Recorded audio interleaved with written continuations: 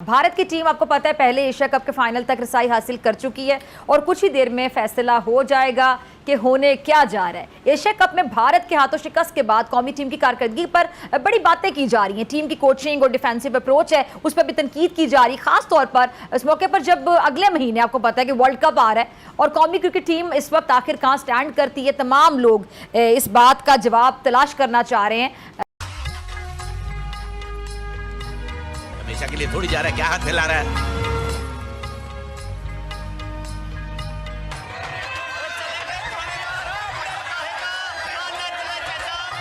दोस्तों, फिजा जी ये उम्मीद लगाकर बैठे थे आज पाकिस्तान श्रीलंका को हराकर फाइनल में पहुंच जाएगा और 2017 चैंपियंस ट्रॉफी की तरह फिर से पाकिस्तान फाइनल में भारत को बुरी तरह से हराकर अपना बदला पूरा कर लेगा। लेकिन दोस्तों, इस बार कुदरत का निजाम कुछ और था। श्रीलंका ने घुसा दिया भाई। भाईजान ये क्या हो गया, आप तो फाइनल में पहुंचे ही नहीं भाईजान। भाईजान के अंदर घुसा दिया भाई श्रीलंका ने। पिच भी उतनी खराब नहीं थी जितनी भारत के खिलाफ जी। तो ये 6 एंड ओवर की पिच रन्स पे गए हैं।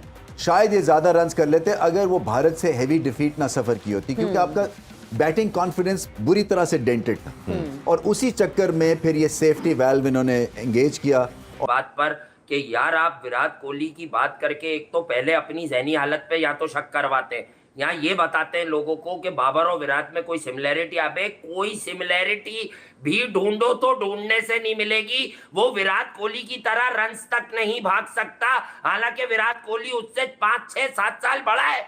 कोई किसी को कुछ नहीं बोलेगा भाई। श्रीलंका ने अगर मैच जीता है तो कोई बात नहीं भाई, पाकिस्तान ने भी जो है वो 2-2 किलो आटा जीता है। मैं नहीं हंस रहा हूं, अंदर का शैतान हंस रहा है भूतनी का। आप एशिया कप से इतने भी मायूस हो रहे हैं तो आगे जाके तो हमने अब वर्ल्ड कप के लिए जाना है, तो क्या टीम आपको तैयार नजर नहीं आ रही है? इस वक्त तो मुझे ये टीम बिल्कुल तैयार नजर नहीं आ रही, क्योंकि बहुत से लड़के जो हैं वो अनफिट भी हैं।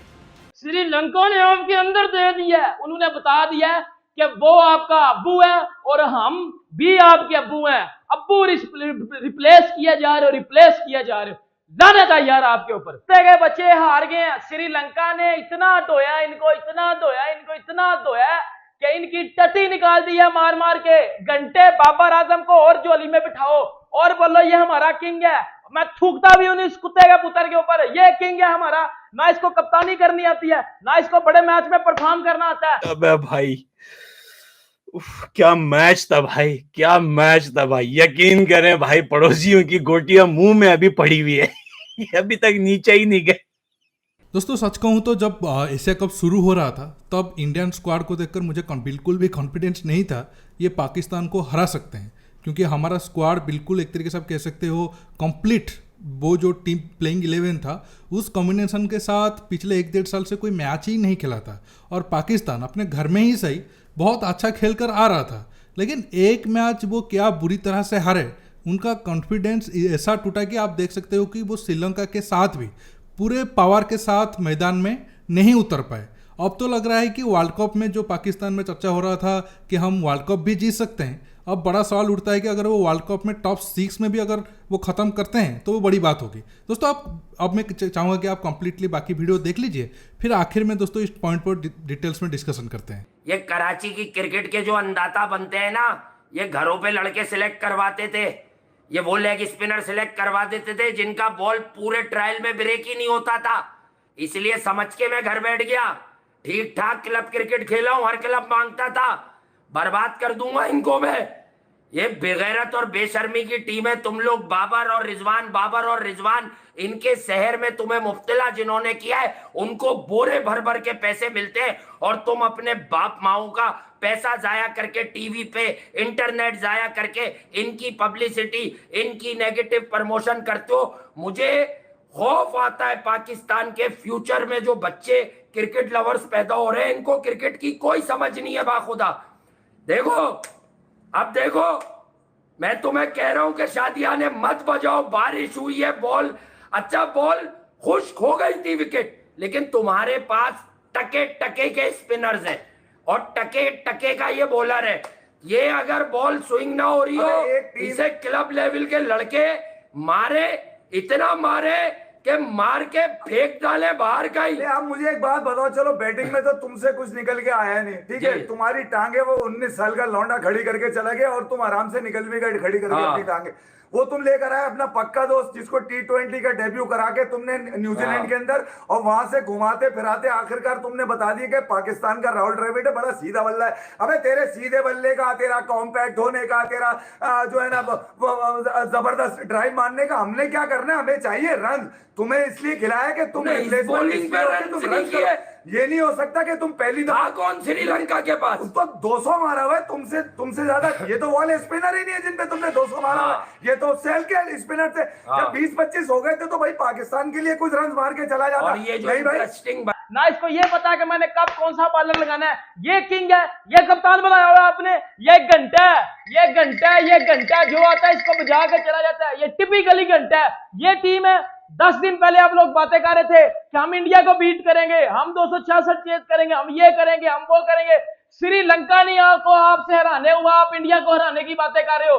उस बंदे ने आपके 3 प्लेयर पंचर किए हैं। एक इंडियन टीम ने एक मैच में आपके 3 प्लेयर पंचर किए हैं। ये टीम श्रीलंका के, ये टीम डिजर्व करती थी फाइनल में जाना इंडिया के साथ।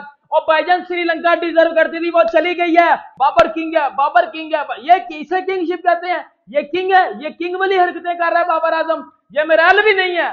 इंशाह अफरीदी उस कुत्ते को सिर्फ 2 ओवर दे दो, वो तब बॉलिंग करेगा। बाद में 8 ओवर की वो बॉलिंग करता ही नहीं है। ये मेराल भी नहीं है। इसे आके श्रीलंका ने आपका घंटा बजा दिया। आज आके श्रीलंका ने बता दिया कि घंटे को बजाया जाता है। और पाकिस्तानी लोग बकवास कर रहे थे कि इंडिया की टीम सेटल नहीं है, इंडिया की तो बॉलिंग नहीं है, इंडिया का तो ये नहीं है। आपका अब्बू इंडिया एक मैच पहले ही एशिया कप के फाइनल में जा चुका है। आपका अब्बू इंडिया एक मैच पहले ही फेवरेट बन चुका हुआ है। आपका अब्बू इंडिया चला गया फाइनल में। इसको आपने नंबर 1 बनाया हुआ है। ये नंबर 1 है और ये नंबर 1 है। मेरा हल भी नहीं है ये बंदा। फिर थोड़ा सा बात की जैसे कैप्टनसी के हवाले से, जो आखिरी शॉट खेला है, किसी को फील्डर नजर आया कहीं पे? फील्डर था ही नहीं, चौका करवा दिया वहां से। यार ये बॉलिंग है? नहीं, बॉलिंग तो बहुत घटिया की यार। ये बॉलिंग है। वहां तुमने कैच क्या छोड़ा, श्रीलंका ने मैच हमारे हाथ से ले दिया। एक तुम्हारा स्टंप छूटा था तो तुमने रन मार दिए, और तुमने श्रीलंका का कैच छोड़ा, वो हमारे हाथ से मैच ले गया। केरला श्रीलंका लेके चला गया। कहां से मैच को लेके चले गए रिजवान भाई? कहां से? ये हमारी शादाब खान से जान छुड़वा दे। जान लेंगे क्या हमारी? बस कर दे यार। हमारा बुरी क्रिकेट खेली है आपके चंद लोगों ने। ये रिजवान ने कैच छोड़ के ना पूरे पाकिस्तान को मार ही दिया। तो 3 बॉलों पे 6 रन करने थे।